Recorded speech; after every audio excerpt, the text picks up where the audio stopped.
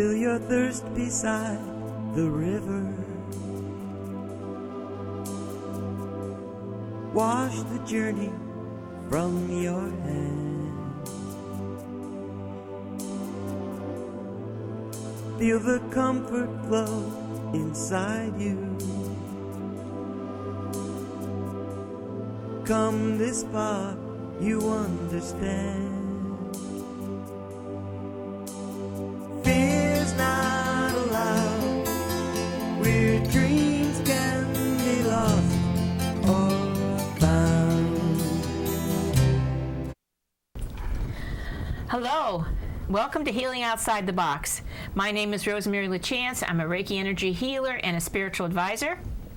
And my name is Jayne Power. I own an organic hair salon in Clinton, Connecticut called On the Wings of Angels. I am an angel channeler, and I have written a book about my experiences with angels. And we are dedicated to providing you with food for thought information and answers to all modalities of alternative healing, spirituality, spiritual development, animal welfare, environmental concerns, and so much more in the form of guest speakers who are experts in their fields. We ask you to embrace the show with an open mind, and we will give you our contact information at the end of the show. I hope you enjoy the show. And tonight is our 88th show, and the title of the show tonight is called Animal Control 101. And with us tonight, we have David Carney, Animal Control Officer in North Haven, Connecticut. Welcome. Thank you. So good to have you here. David. Hi. How you doing? Good. Okay, let me give you a little information about David. He's been a North Haven Animal Control Officer for over 18 years. Prior to that, he worked for Connecticut Humane Society for approximately 3 years. He received Animal Control Officer of the Year award in 2000. Very good. Received numerous commendations from the state of mutual aid assistance in cruelty cases. NACA 1 and 2 certified, that means National Animal Control Association. Very good. Thank you. All right, so the first thing that we always ask our guest is, what made you get into this field with the animals? I always loved working with animals. That was basically my dream job, is to get into the field of working with the animals, and whether it was working at a zoo or basically where I am now. And I guess the first thing I want to start off by saying is I want to educate people a little on animal control. Okay. And what it is. First of all, animal control, our priorities are public safety, law enforcement, education, and then finally adopting the animals that come to our shelter out to new homes. When an animal comes into our shelter, by law, we have certain laws we have to go by that the state regulates us. And that's one of the major differences between animal control and animal rescue. Animal rescue, they don't have laws that they enforce or have to go by. By law, when an animal comes into our shelter, we have to hold it for 7 days, advertise it for 1, and then if after 7 days, if an owner doesn't come and redeem their animal, then we put it up for adoption if it is a friendly animal. Okay. We can't pick and choose what comes into our shelter. We deal with lost animals. Sometimes we don't get the best. That's the other difference between animal control and rescue groups. Rescue groups usually take animals from their owners who no longer can keep them. That happens once in a while in our field, but most of the time we have to leave our cages open for the lost dogs and the lost cats. I know, because the difference between an animal control shelter and an animal shelter is that you are a kill shelter, and it comes a time when that has to happen. Correct. And I wanted people to understand your point of view, because they're always saying, oh, kill shelter's terrible, and it is. But That's why I want you to explain to our audience why you have to do what you have to do. Right, because there's going to be times where we get a dog in that isn't the friendliest dog. And like I said, after 7 days, as I always say, if it wants to bite the hand that feeds it, which would be the worker down at the shelter, we cannot, because of public safety, let that dog go out into the public sector knowing that it's a vicious dog, or if it was a cat. And so we do, like I said, we do have rules and regulations that we have to go by, and I wish we lived in the perfect world where my kennels were empty and there were homes for every animal. But unfortunately, we don't live in that world, and some of these animals, whether it's the way they were treated, whatever happened to them on the streets, we just don't know. Yeah. That some of these animals cannot be placed in homes for the safety of the public. Right. Now, are you finding because of the economy the way it is that a lot of people are just kind of like dropping their dogs off? Yeah, At the shelter? the economy, we're seeing a tremendous influx of animals because of the economy. Also, I'm glad you brought that point up. One of the things I want to bring up to the public is, I know we have people who mean well. They come down to the shelter. We may be closed. We may be out on a call, and they tie their dog to our gate, or they drop the cat off in the carrier. We're not down there 24/7. So one, it puts the dog in danger if you're tying it to the fence, because we don't have someone coming in all the time. But it also puts the workers there in danger. Right. And the other thing is, they don't know what's going on behind my doors. I have 14 runs in my kennel. If you came and you tied that dog to my fence, I have to take it in as a stray. Where if you waited until I was open, then I could get the information, see if the dog's inoculated, have the dog's name, and the dog could go right up for adoption. It doesn't have to be held for 7 days. But even though I come in and I see a dog tied to my gate, and I'm like 99.9% sure that it was the owner who did that, I can't take that chance that it wasn't some good Samaritan who took a dog, came by, early on their way to work and said, "I'm sorry, I can't wait," and tied it there. And then, so I have to take it in. And if it's the 15th dog and I only have 14 runs, it kind of puts me in a hard place. I have to make a decision. I either have to try to find a home, a temporary place for this dog until, Well, don't they have foster families nowadays for pets? Some shelters do it. We have to watch it. Because what happens is that dog is our property until it gets adopted. So if I give it to you as a foster and the dog bites somebody, the dog gets away, and then an owner comes forward, now I'm going to say, well, your dog was with, so I'd rather have it in my control, in a controlled facility. And then if an owner comes forward, we have had situations where, even after the 7 days, someone finally came forward, and we're like, where were you? Right. And they were actually on vacation. Somebody was taking care of their dog. Oh, yeah. It got loose. They didn't tell the people why they were on vacation. They didn't call us. Like I said, even if you don't know animal control exists, police departments exist. You always could call the police department in the town. Exactly. And then that police officer will say, "Oh, we'll connect you to animal control," and you could leave a message. So if people get someone to watch their animals, they should make sure these people are responsible enough to be able to do that. Right, because that happens quite often. Oh, wow. Through my 18 years of being an animal control officer, I heard that numerous times. Or even when a person has called, who was watching the dog, and said, "I'm watching my friend's dog and it's lost. Can you help me?" So you got to really be aware. So sometimes, if you get too crowded, then how does that work? Like the oldest animals there, how does that work? It's not necessarily the oldest. Okay. A lot of times we'll have animals down there, as I say, have a little quirkiness to them. Maybe they don't get along with other dogs. So we could find a home where there's no other animals, and there's a responsible owner that understands that this dog, can be aggressive around other dogs, Right. and they make sure that the dog's not put in that situation where something can happen. And so there may be a dog there that's there for a short period of time. But because maybe he has a little quirkiness and the other person who's been there longer doesn't, that Then may that- be yeah. unfortunate. That you have to put that one Yeah, to sleep. yeah. That's what I wanted you to let the people know. In what instances do you really have to do this? I know you wait till you really have to, Yeah, but it's very rare. I mean, I got to say, most animal control officers, and I could even speak for, especially for my shelter, we do everything we can.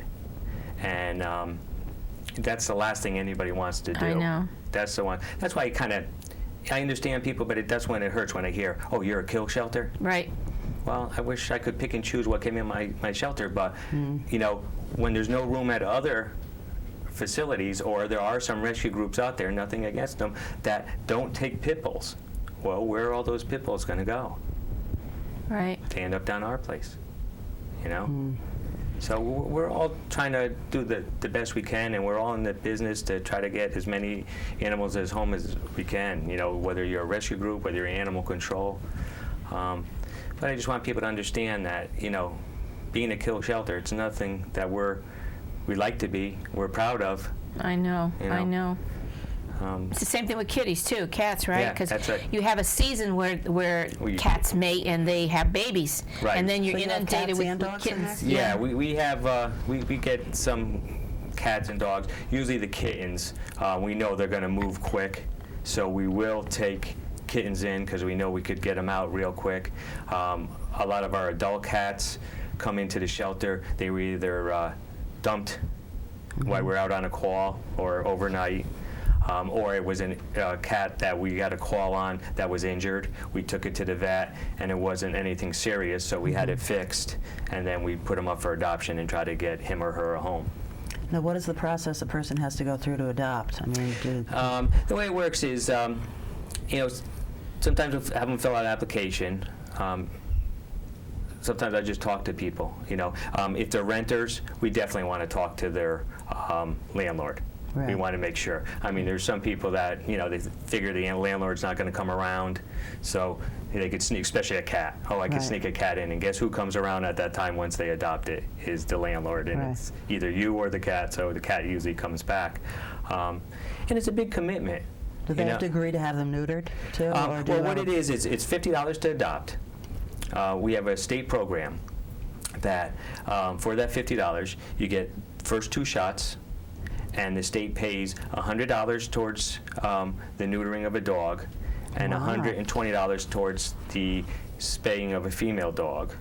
And then it's $70 for a female cat and $50 for a male cat to be neutered. So that's a good incentive for Yeah, somebody to yeah, adopt. That it really helps is, you. yeah. Definitely. If the vet charges beyond that, what the state's going to reimburse of it, then that comes out of pocket. But at least saves you, anywhere from like 50 for the male cat, 70 for the female, or like I said, a dog, 100 and 120. That's a lot of Right. money, It is. that it saves you. Yeah. But it's like I said, it's a lifelong commitment when you get an animal. I have an animal from the West Haven shelter. She's 17 years old now. Yep. She's the best dog Yeah. ever. Yeah. You're right. I mean, having animals, to me, it's like they're your children. Yes. You they are. wouldn't open the door and let your child go because Right. you don't want him anymore. You wouldn't take your child out to the woods and let him go. Right. You wouldn't tie him to a fence at a orphanage. It's a commitment. You're absolutely right. And I know I've been to your shelter, and I know, and I got my little baby from your shelter. Yes, you did. My little Jessie baby, He's my little awesome. kitty cat. Yeah. And he turned out to be what a personality, unbelievable. Yeah. You don't know. And you can't go by the looks too, because he No. was a scroungy He was a looking guy. scrawny Yeah. looking Yeah. thing. And you should see him now. Yeah, he had no hair. Yeah. When Yeah. he first came in, he lost his hair because of flea problem. Yeah. Right. So we had that taken care of, and then once he started getting regular food, his hair started growing back, and Now he's getting fluffier and fluffier. And I think they know. Personality. I was I going to say think they that. know when they're adopted. They're very grateful. Yeah, you're absolutely right. I think they do. I say that all the time, that they know you kind of gave them that second chance. Exactly. You're giving them a good home, you know, and lots of love. And I remember something you told me, which I think is important too. Don't buy an animal just because you think you want an animal. Right. Take your time. Right.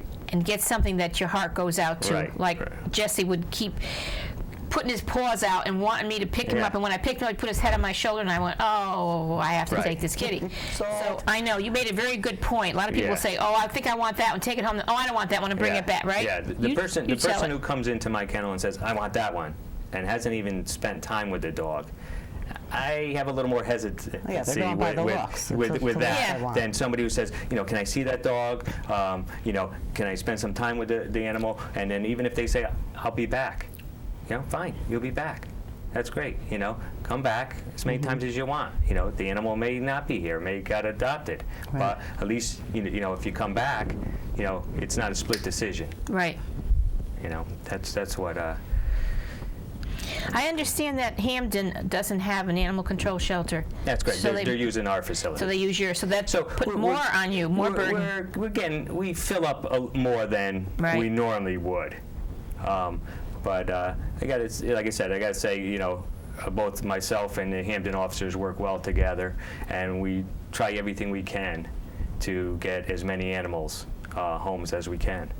Now, does pretty much every town have an animal shelter? Just about some form of animal shelter, whether they're using another town or using a vet facility. But yeah, just about every town. Some towns only have part-timers. Like I think you get out into the valley area, some of the valley areas may be part-timers, or way out in the Litchfield County area, there's maybe part-timers. I went on the website, I think, for Hampden, and they said they were going to be building one, which I thought that was really good news. So I don't know how true that is or how long it's going to take. I don't know. Yeah. Are control shelters privately funded, or does each town pay for their shelter? No, the taxpayers pay. Tax dollars pay for that? For my animals to be taken care of, you know, paid for the vet bills. Okay, that's done by the taxes, yeah. That's by the taxes, so we're not privately funded. Rescue groups, that's usually what, you know, they're privately funded. We have a wonderful, you know, rescue group in town here, Animal Haven on Mill Road. Yes, they are. We work great together. Really? How do you work with them? Sometimes they'll take animals that have been around our shelter for a long time, and whether they, you know, like I said, have that little quirkiness, they'll take them up there, and hopefully, because sometimes just change of scenery, you know, that right person walks into that shelter and sees that cat or that dog, and all of a sudden it's like, oh, and spends time with it and says, I want it, and never made it to our place. So that dog was never exposed to this person. And then, you know, there's times where you know, animals get dropped off up there as well. Yeah, they do. You know, and like I said, when a dog gets dropped off up there, it's considered a stray. So they call me, and I take it in and stuff like that. So. Do many people come to your shelter? Do they really know it's there, or do you think they go more to places like Animal Haven? No, they know it's there. You know, I mean, we are a little tucked away. Right. But right on Sacker Point Road there, down this little street. Universal Drive there. That's right. Universal Drive. I mean, I'm sorry. Yep. Off Sacker. But yeah, I mean, more people are, you know, like I said, we put our animals on Pet Finder. Yes, that's really nice. That helps us out a lot. My son got his Pet Finder. You know, because you could hit a bigger audience with the Pet Finder, and then people could find you. I mean, we've had people come from, you know, the Litchfield County area, the New London area. We've had people from out of state. Really? A matter of fact, we had a pit bull mix. We named her Vivian. And she got adopted once, and it didn't work out, so she came back, and that person named her Coco. And she had her own Facebook page. Oh. Somebody went viral with her. I don't know how it got started. Nice. It went viral. I mean, we had a lady from England trying to find this dog a home on Facebook. And this weekend, on Monday, even though it was a holiday, on Columbus Day, Coco or Vivian, however you want to know her, I like Vivian. went to a home in upstate New York. Isn't that wonderful? She was probably with us 7 months. Well, now see, 7 there months. you're a So- kill shelter. You had her there Yeah. for 7 months. 7 months. So that's what I'm saying. We Right. we try our best. Right, And you do. Usually, Oh, I thought it was like 7 days. no, 7 days we have to hold them before they could even go up for adoption. Oh, okay. That's what we do have you to- have veterinarians who check them out and everything to make sure they're... Unless we see something, we don't take them to the vet. Okay. But if we see something, going on with the animal, we will take it to the vet, have it checked out. A lot of times it's just parasites, so they'll worm them, Right. and before they go home or something. But And I know you did that with Jesse to get his Yeah. fleas taken care of and Yeah, everything, because he that's has no right. fleas at all. yeah, Now, yeah, So, because it's the sort of thing. that's why he was losing his Right, fur. yeah. Because he's just so, loaded with fleas. Yeah. That he just, Poor thing. And sores and everything. started losing yeah. all the hair.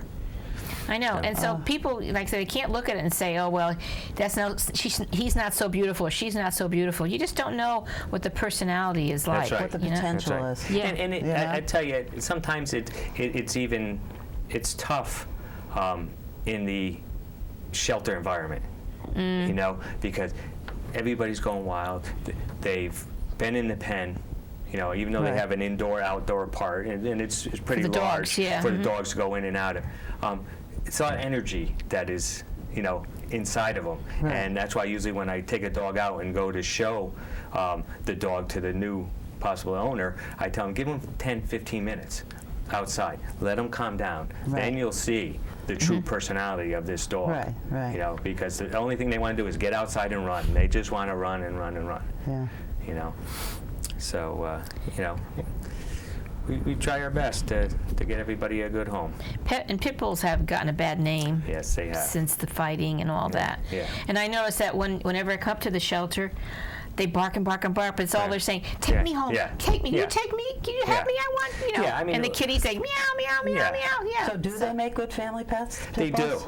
They do. A matter of fact, my partner has 4, and Wow. she has 2 young children, Really? and never had a problem with these I have a dogs. friend that has one. She said Yeah. he's like a teddy bear. Yeah, yeah.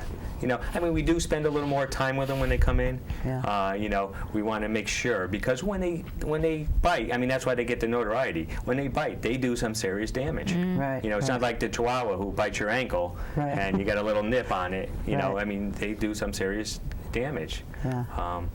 So we try to spend a little more time with them to see, if they have any little quirks about them. We try to do all the animals, if they're food aggressive. We have a fake hand that we use, and when they're eating, we put it in there to see if they kind of go for the hand, see if they're food aggressive. Try to expose them to other animals, or watch how they act when we take an animal out to show a possible new adopter, and we walk them by their cages. We watch how they act, and there's difference between just barking and really going at the cage and almost showing teeth and fangs. I've seen Caesar do that on Yeah. Animal Planet. Yeah. Yeah. And some unfortunately, some animals, whether it was bred into them, it was their life, the way they lived. There are animals that are animal aggressive out there, Yeah. and we got to watch, whether we could, how animal aggressive they are, that we can, let them go out into the public. Because, like I said, number one is public So safety. when you say animal aggressive, you mean they're going to attack other They're animals? going to attack, and that's what we have to look at is how aggressive they are.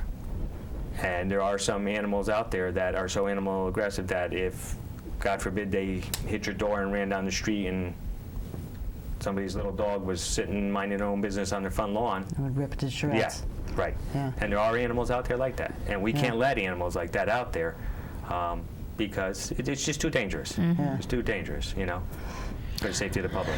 I'm wondering if, by listening to you now and talking about, you have to put them down if they're like that. I wonder if some of these no-kill shelters ever get those kinds of animals there, and what they do with them, if they eventually have to make a decision like that, or... Yeah, I don't know what they do. I never don't thought know, about I don't that. know if they're ever put in that situation, because you got to remember, they take them from their owners. Most of the time, but Right. some people do dump the animals off Yeah, but at night. like I said, that's usually where I get the call. Oh. Like I said, Oh. So that's the only way that they get their animals is from the owners. from the owner. So they have a little more. This is the animal rescue, Right. they call it. They have history on the dog. They'll have the dog's name, the dog vaccinated, how old the dog is. I mean, when we guess on the age. We're approximate. So why do most people give their dogs up? Where it comes down to I'm moving. A lot of times I hear I'm not good with the kids, or I'm having a baby. Yeah, that's a I'm biggie. having a baby. I'm having a baby, and the dog's 8 years old. Some people don't even know if the dog That is your baby. is even friendly with the baby yet. Yeah. It's just like we're having a baby and that's that. Fear-based. That phase of life is over. Yeah. Time for the baby. Fear-based thoughts. Yeah, Because dogs will protect children. I mean, it'd be one thing if they said, I'm having a baby, I don't have a lot of time, between work and the children. They're trying to do the best for the dog. Right. Or the cat or whatever it is. But after 8 years, I mean, that poor thing is ripped out of its home. Yeah, it doesn't know. It's got to be so sad. It's frightening. I mean, they don't know why they're at the What did shelter. I do? Yeah. One minute they have a home, and the Right. next minute they're at my place. They don't know why. That's why so most of sad. the time, most of the animals, when we find them on the road, we're just trying to gain their trust. Right. They don't know we're there to help them. They just Yeah. know, some guy is, running after me. And, Exactly. With a long stick. yeah, that's right. Sometimes we have to use a catch ball because we don't know if they're friendly. Yeah. I mean, there's been times where, I spent hours, throwing bones to a dog, whether it was raining out, snowing out, throwing bones, trying to get the dog closer and closer. And luckily the dog had, a choker or some kind of collar on. And there have been plenty of times where I've grabbed it and I just held on and, I got bit. But I held on because I knew if I let go, I'm not getting a second chance. Yeah. Now, what about feral cats? Do you deal with the feral cats? We don't deal with feral cats. Okay. Is there any such thing as feral dogs? Or basically just the feral no, cats? I- I haven't come dogs. across Yeah. too many. I mean, there was a pack of dogs that we had in North Haven. God, probably has to be 14 years ago. They were all hanging down around the Monowese Universal section. And they were a pack. And like I said, if you try to get one of them, you had to watch your back because the other ones would come at you. Yeah. And that was the only time I ever came across, if you want to call it, feral, Yeah. dogs. I think Yeah. they were just doing the pack mentality. Yeah. Yeah. That's what happens when you get a lot of dogs together, is all it takes is one dog to start it, and then the other dogs, I've jump seen in that on with it. my own dogs. Jump in on it, and then where if it was one-on-one, the dog coming at the person, and the person yelled and screamed at the dog, he probably would back away or just bark at the person. But because, there's that pack mentality. So, like, you say you don't take feral cats, but like you get calls that there's a cat roaming around, right? Yeah, well, And how do you know? Well, you can tell how they act. I mean, Okay. when that's why, like I said, when we try to educate people, there's a difference between a stray and feral. Okay. Okay, a stray is if you said, "Hey, there's this stray cat. had a home, There's this, probably. there's a cat in my yard. He's sitting on my porch. He's super friendly. Oh, okay. Right. I could pet him. I could pick him up. That's a stray. That's a stray cat. That could be your neighbors. That could be from 2 streets over. Right. But a feral cat, you cannot touch. Yeah, they run, huh? They run. They won't even let you near them. And if you ever try to pick them up, they will rip you to shreds. Really? They will tear you up. So that's the difference between stray and feral. Feral, they were most likely either born in the wild, or what a lot of people don't understand is even if someone is moving and they go, oh, I'll let my cat out, someone will take care of it, or it could survive out there. That's Right. terrible. Well, when it Terrible. has to start fighting for food against other animals, it starts, even the adult cat starts reverting back. Your friendly little Right. pet can revert. Not all of them, but can revert back to, like being feral. Yeah. Where now you can't touch this cat. Right. And usually with kittens, if we get feral kittens, we like to get them around 8 weeks of age. 10 and 12 weeks isn't too bad. Once you get beyond 12 weeks, it takes longer and longer to try to adjust and get, because usually by just feeding them, by touching them and handling them, all of a sudden the fear goes away. You know, and after a week or two, it's always up to them. You know, some cats in a week, you know, they're friendly. You could adopt them out. Other cats, it may take 2-3 weeks. You know, and then they realize, oh, hey, here's someone's being nice to me. Someone's giving me food. Someone's giving me water. You know, giving me shelter. And next thing you know, they become friendly, and they can be adopted out. And then there's, unfortunately, cats that don't come around. You know, and adult cats, we just don't have the facility or the time that if we had a feral adult cats, because it could take months and months to It can be done, but it takes it takes a lot of people, and we just don't have you know, the people working. The people, and like I said, we're going out handling calls. I mean, like I said, that's the difference between, another difference between rescue groups or private organizations and animal control is we go out on calls. You know, because we're doing law enforcement as well as handling strays where they don't go out on calls. You know? Gotcha. So if somebody leaves an animal at Animal Haven, say in North Haven, and you left him overnight or something, and they call you, you have to come. If it's a canine, if it's a dog. If it's a dog. If it's a cat, they take it. They'll take it in, But if it's a dog, so people think that they're giving their dog to an animal shelter, but they're not. They're really giving it to you, so they got to know that, Right. Yeah. So and there's times where, you know, I mean, I've had people call me and think I was Animal Haven and vice versa, the same thing. People, Animal Haven gets calls and thinks, you know, that's the pound or, you know, the town animal shelter. So that's why we all have to work together, because we're all in the same, you know, business. We're here to help, you know, get animals home. See, I never knew that. Before I came to your shelter and got to know you and everything, I just thought they took them in, you kept them for a couple weeks, and nobody came around, you know, and nobody you put them to sleep. 2 weeks, you put them to sleep. I didn't know you worked with animal shelters. I didn't know you. Well, I think that's probably the way it used to be. That you're absolutely right. That's the way, years and years ago, that's the way, you know, towns couldn't afford to do it. There's so many animal advocates out there and to nowadays. this day, we're still fighting that stigmatism. Yes, you are. We're still looked at as, you know, the dog catcher and the old cartoon with the giant net trying to catch the dog. You know, or to this day, I have people coming to me and saying, "Oh, you kill them after 3 days, right?" No, we don't kill them after 3 days. You know, and then I explain to them and I try to educate them. You know, by law, we have to hold them for 7 days. If no owner comes forward, then, you know, the dog will go up for adoption, or the cat will go up for adoption if it's adoptable.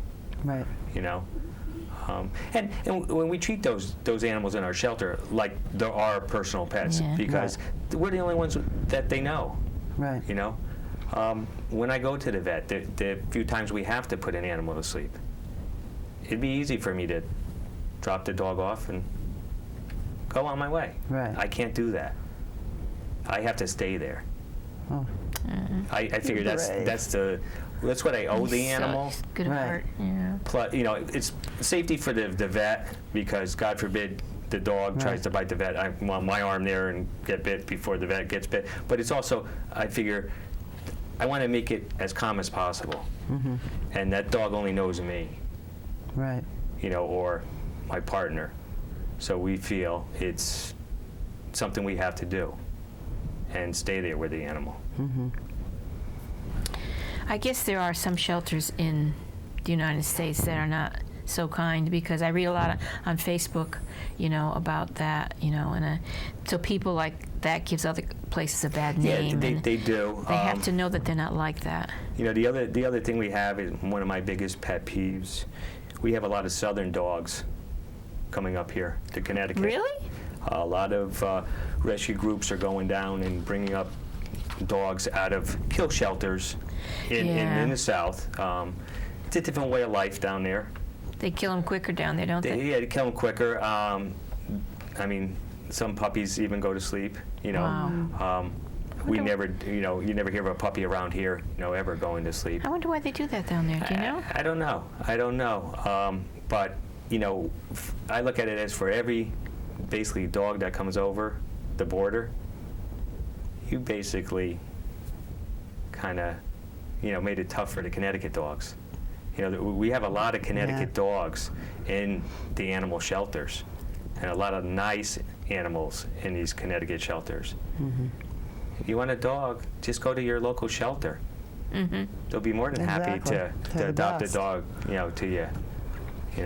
That's what I can't understand. I mean, to go to a store and buy it from a store. Store is puppy mills. That's where they get them from. Your shopping stores. To do that, and breeders, that's another thing. Well, some people want purebred dogs, but they say that the mutts make the best pets. Purebred dogs have a lot of problems. Yeah. I've heard that. They do. They're just like any other business. There's a lot of good breeders out there. Yeah. There's good people, and I don't blame anybody. If anything, I tell somebody to go to a breeder, especially if you want a specific type of one, dog. right? And there's nothing wrong with that. No. I mean, if somebody wants, a German Shepherd, and they can't find a German Shepherd in the shelter, they have to go to a breeder. That's the magic words. Yeah. Look at the shelter first, because that dog is going to be put to sleep eventually. We used to, for a long time, we used to get a lot of shepherds. A lot of shepherds, and they were pure. They were pure shepherds. We've had Shar-Peis. We've had, purebred chocolate labs, yellow labs, black labs. You'd be surprised. We've had poodles. What happens? People. We had an Irish wolfhound. Wow. Wow. Just found him or what? Yeah, he was just roaming the street, and you'd be surprised on some of the purebreds that are in the shelters. Wow. And they should check. Yeah, and like I said, that's one of the good things about Pet Finder, because if you check your local shelter and they don't have anything, you could get on Pet Finder, and you could find put in what you're looking for, and maybe it's not here in North Haven, but maybe you would find it out in New London. And you normally wouldn't travel that far for a dog, but now you say, oh, that's the type of dog I want. Let me go out there, see if it will fit into my family, and be the type of dog I'm looking for, and spend some time with it. So is Pet Finder just in the United States? It is nationwide. It is nationwide. Yeah, it is nationwide. So usually what I tell people, if they go on Pet Finder, when the homepage comes up, on the left-hand column, put in your town or your zip code, because then the local shelters will come up from private. So it broadens your search, because it's not just animal control on there. There are the rescue groups. The rescue groups too. Yeah. So it does broaden your search on what you're looking for. Right. So. How many shelters are there in the state of Connecticut? I don't know to be exact, but like I said, just about every town has some form of shelter, whether it's a part-time shelter or full-time officers. So there's quite a few shelters out there. The one thing I want to get across to people is how important rabies shots are. Okay. Rabies shots are very important. We have rabies in the state of Connecticut. Around 1990, it came into Connecticut. It was coming up the East Coast and finally here, and it's going to be here. And how important it is if your dog or cat tangles with a confirmed rabid animal and your animal isn't vaccinated, you have two choices. Quarantine the animal for 6 months away from your home, or unfortunately put your friend to sleep. Those are your only two choices. So that's how important a rabies shot is. A $30 shot will save you headaches, because if your dog's vaccinated and the animal comes back with being positive for rabies, you get them a booster, and you have a 45-day quarantine at home, and then you have your friend back. Right. It's irresponsible not to get the rabies shot and a distemper. Those are the most important things. I've seen animals in a shelter that was overcome with distemper. That's right. And a lot of them had to be put to sleep. Beautiful animals. That's why we said it's important to big decision, because if you're going to get an animal, you want to take care of the animal right. It's just like people who take care of cats. They mean well by just putting food out for them, But then when the cat keeps populating the area, then they call somebody like myself or another group and say, can you do something for me? Well, now that you have 20 cats there, it's a lot tougher.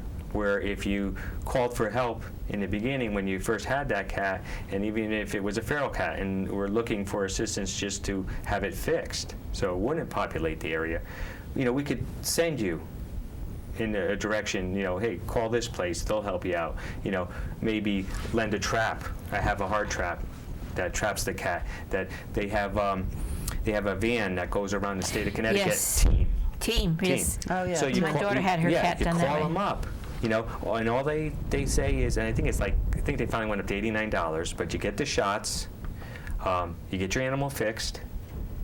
That's only for cats, though, I think. That's for cats. That's correct. for cats. Yeah. But if someone's taking care of a feral cat, instead of just feeding it, get a trap the cat, find out when team's going to be closest to you, get the animal fixed, inoculated, and then let it go. Then it gets let loose back outside, and you still continue to take care of it. But you don't have to worry about babies. Right. At least the cat's inoculated the first year. You may not be able to catch them the second year, but hopefully it will stop them from getting sick. I know people who've done that, trapped them and brought them back. They didn't want a cat inside.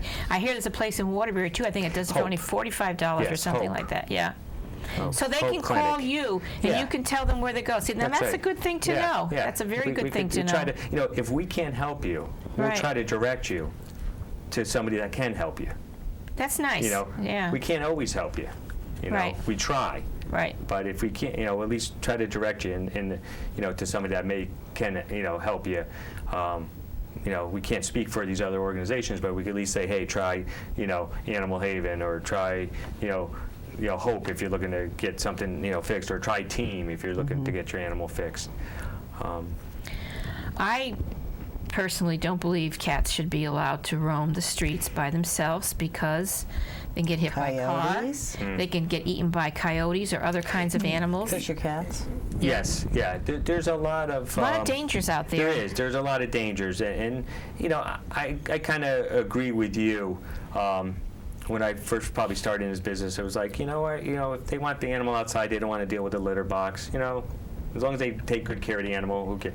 But you're right. You're absolutely right. I mean, from cars to a wild animal to, diseases, and just the stress. Just the stress of being out there. You can imagine, something coming at you, fighting you, whether it's another tomcat, whether it's a Fisher cat, or whether it's, a fox, a coyote, just...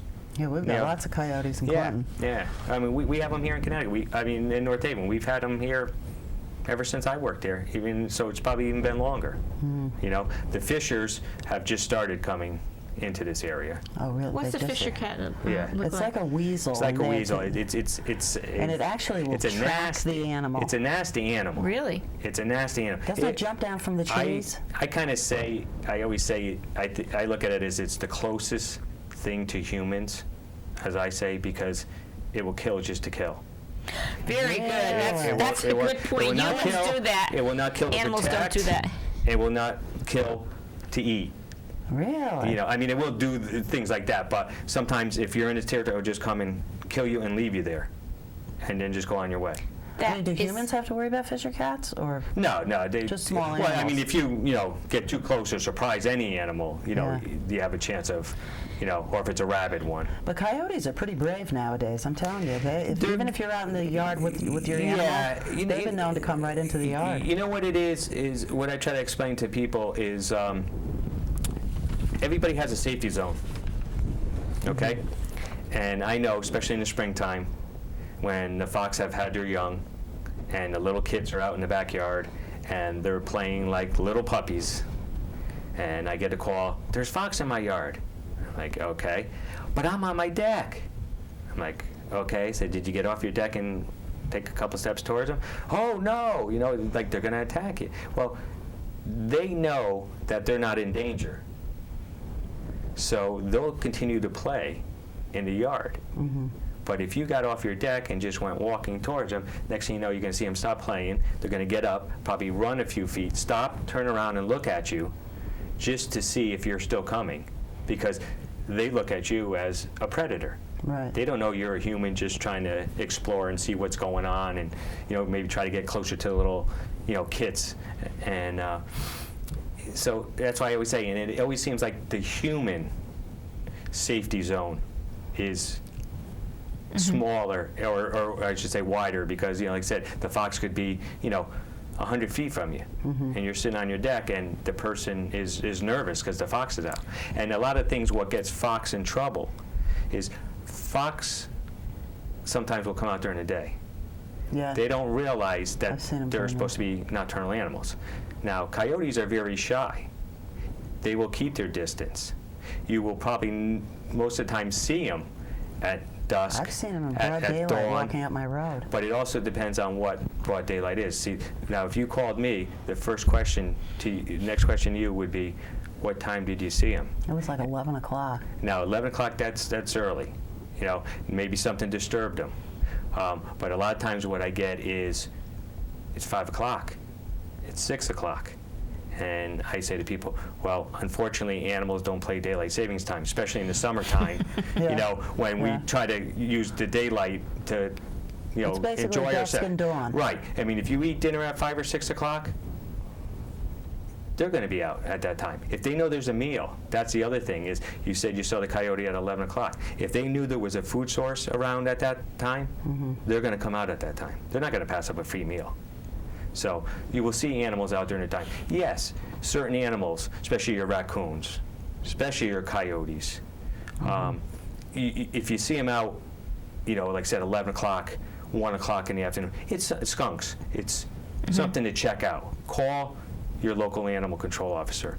Have them check it out, just to make sure. Right. It doesn't hurt, but it doesn't necessarily mean that they're always rabid when you see an animal out during the daytime. Oh, okay. Sometimes a neighbor could be doing construction someplace. The noise. This animal says, I'm not going to be around here. I'm out. I'm moving.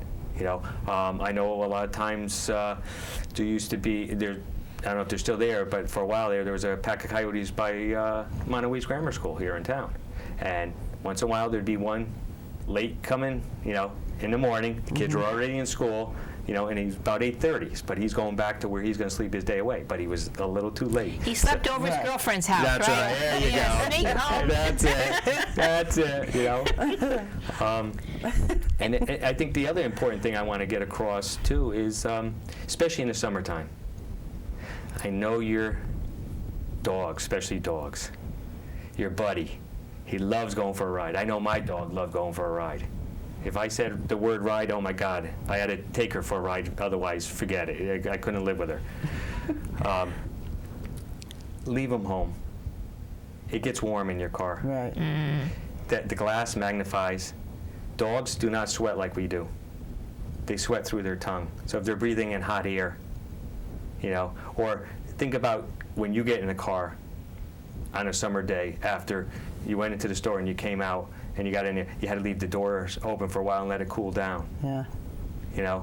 So I know he likes going for a ride, but when you go to Stop and Shop, when you go to Home Depot, when you go Leave to 'em home. BJ's, you're not in and out. You're No. not in and out. Right. And it takes minutes for the temperature to go up in the car. And even if your friend survives, it can cause brain damage. So over time, maybe a little brain damage this day, a little brain damage the next time. Maybe the next thing you know, your dog's Gonna not bite and acting crazy, right, yeah, not change, acting quite yeah. right, And you can't leave the windows all open because the dog will get No, out. I mean, I've had calls. still- I've had calls where, I got called, the dog in the car. I get there, somebody left their car running with the air conditioner on and went in the store and locked it. And had like an extra key or something. Hey, they want to do that? That's fine. You got air conditioning going for this dog. Right. It's no different than being at home. What's better than that?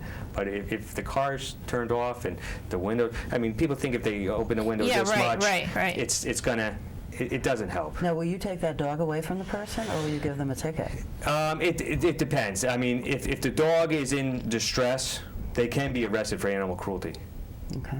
They could be arrested. If the dog's not in distress, if I go up to the car and the dog's jumping around and I may give them a written warning.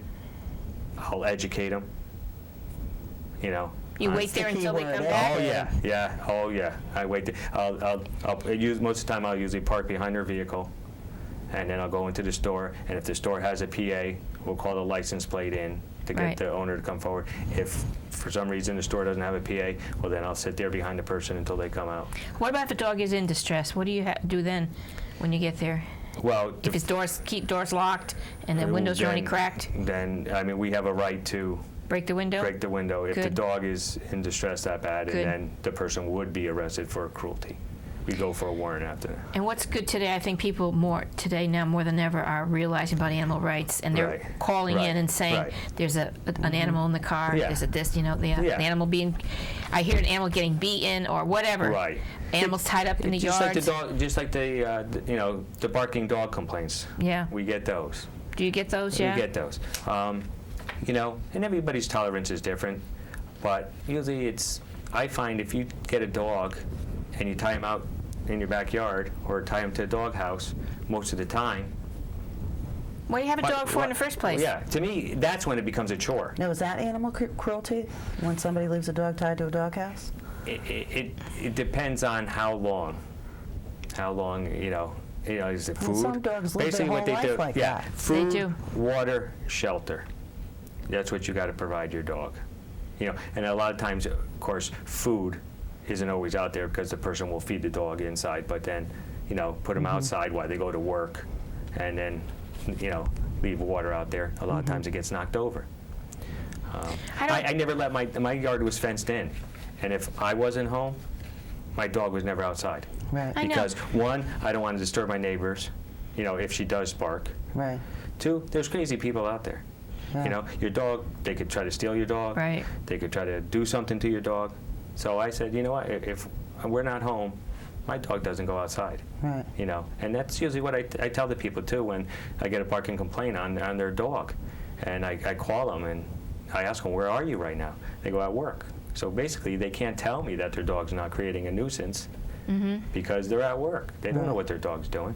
I never understood people buy dogs and tie them out in the yard, tie them out, Yeah. leave them out there all the time. Less and less It's people are crazy. doing that yeah. now. Yeah. People are complaining, which Yeah, is good. People are complaining. It's very good. So, Yeah. thank God, people should get involved if they see an animal being Yeah, hurt. absolutely. If they see him tied up all day, if they see him in a car, right? It doesn't Can hurt. they do involved. it anonymously too? Well, we like them to come forward. I mean, we don't always let the person know who complained. Right. Basically, everybody's just looking for the problem to be resolved. Right. So if the dog doesn't bark, then the neighbor's not going to keep calling. So that's all we're just asking for. So a lot of times, the first time I go up there, I'll talk to the dog owner. Don't leave your dog out. Maybe give them a written warning. Explain to them what can happen if this continues and the neighbor proves that their dog is being a nuisance by barking, that it can turn into a fine. Okay, we've got about 4 minutes left or so.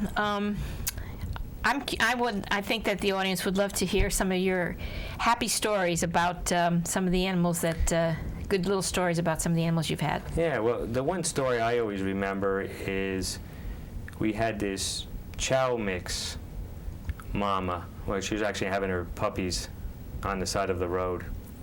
And our firefighters were coming back from a call and found her. They dispatched me out. We got her.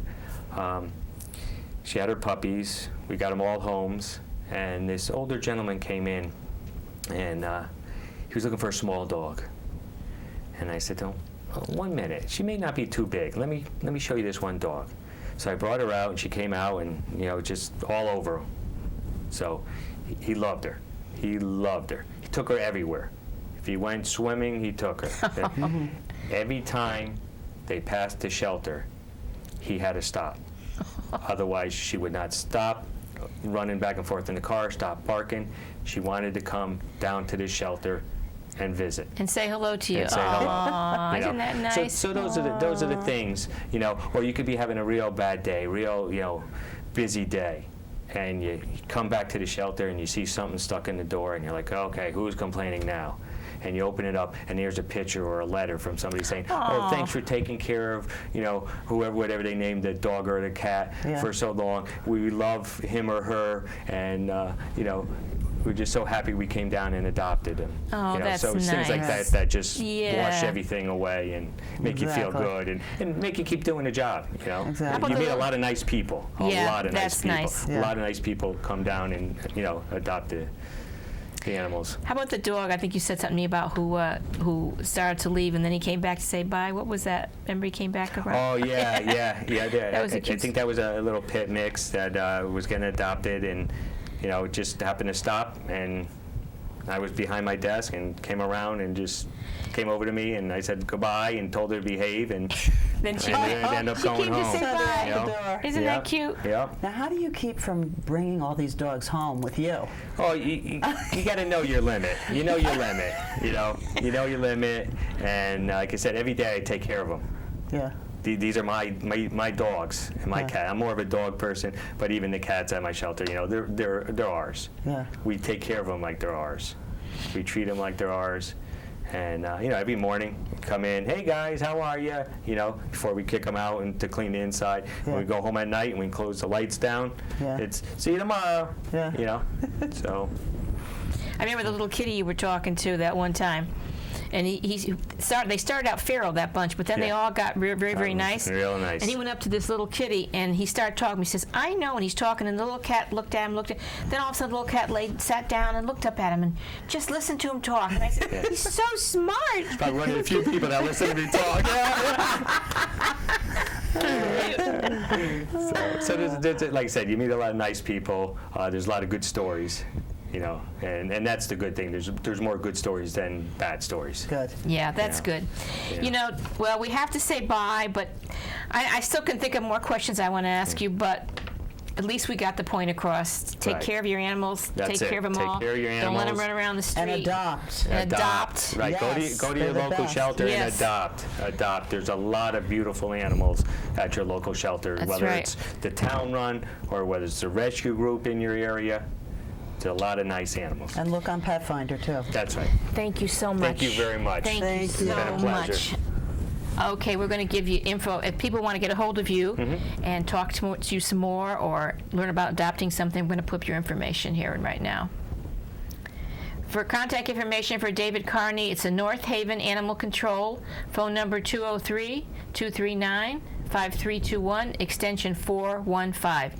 And to find out what animals are at the shelter, you can Google the North Haven Animal Control, click on it, and it'll take you to petfinders.com. And on there you will find it. Or you can go to petfinders.com and look at the ones that are in North Haven or Hampden or whatever. Hampden will also be in North Haven. Right. Just go on whatever town website you want. Once you get on Pet Finder, whether it's All right, Hampden. and we'll tell you how to reach us in a minute. To learn more information about this show or any of our past shows, please contact us at healoutsidethebox@yahoo.com. Or to reach me, Rosemary, phone 203-627-7966. Or you can get on my website, which is www.rosemarylachance.com. To contact Jayne Power, the phone number is 860-664-0174, or email Jayne at jaynepower@hotmail.com. And we are also on Facebook under Healing Outside the Box. You can write us letters, you can make comments, you can talk about the show, ask questions, do a blog, whatever you like.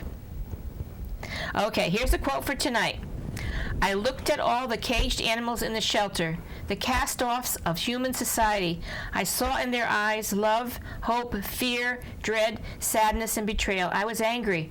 God, I said, why don't you do something? And God replied, I did. I created you. Good night. That was good. Good night. Thank you for joining us. Thank you. Now you brought tears to my eyes. Thanks.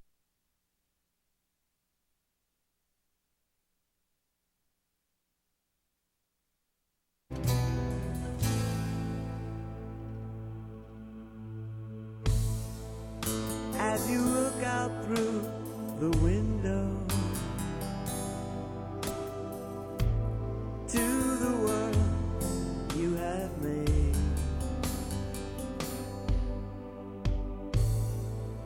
always know you are the vision